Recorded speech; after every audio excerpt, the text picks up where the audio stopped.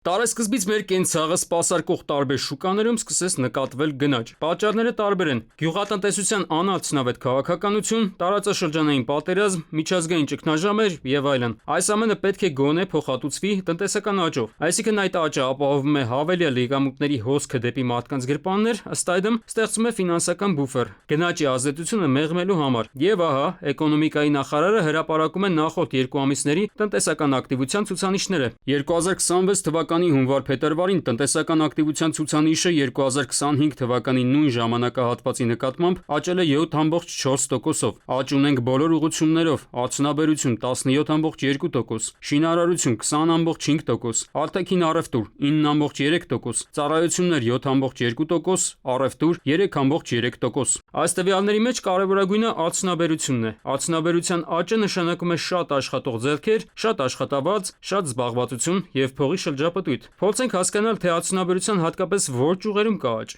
Ծխախոտի արտադրատեսակները մոտավորապես 4%-ով անկում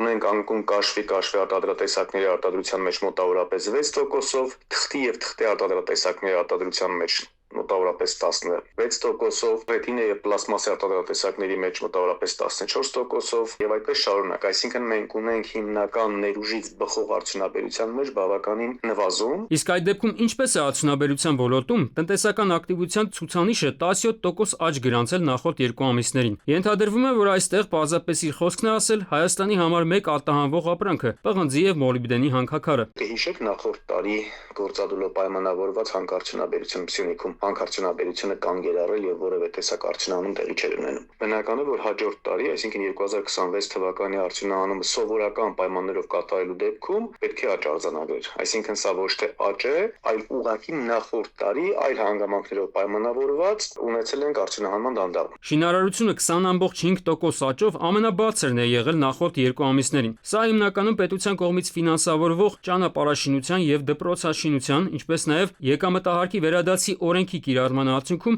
Երևանը մեծ տարածքներում բնակարանների շինության արդյունքն է։ Աճել է նաեւ արտաքին առևտուրը 9.3%-ով։ Այստեղ էլ է հարց առաջ գալիս։ Նախորդ տարի բավականին մեծ էր Ռուսաստանից վերահրատարակվող ապրանքների հոսքը։ Հունվարի դրությամբ դեռևս արտաքին առևտրաշրջանառություն 12%-ով անկում է գրանցել, ընդ որում արտահանումը 14%-ով, ներկրումը մոտավորապես 11%-ով անկում է գրանցել։ Փետրվար ամսվա ընթացքում թե ինչ են ունեցել չեմ կարող ասել, տվյալները կհրապարակենք, կտեսնենք։ Չի բացառվում միանգամից ինչ որ ուղղությամբ, այդ թվում ոսկու ուղղությամբ կարող ուղղակի աճ գրանցել։ Այս ցուցանիշների մեջ կարևորներից մեկը առևտուրն է, որը նախորդ ամիսներին աճել է 3.3%-ով, բայց հենց սա էլ կարևոր ինդիկատոր է մասնագետների համար։ Սա ցույց է տալիս, թե հանրության լայն շերտերը նախորդ տարվա նույն ժամանակահատվածի համեմատ քանի տոկոս ավելի առևտուր են արել։ Եթե մյուս ոլորտների աճը լիներ ներառական, այսինքն երկիր մուտք գործած ֆինանսը պատտվեր լայն շերտերի ձեռքում, ապա առևտրի աճը կլիներ ավելի մեծ։ Մարդիկ շատ են վաստակում, ուրեմն շատ են ծախսում, ինչը մեր դեպքում չկա։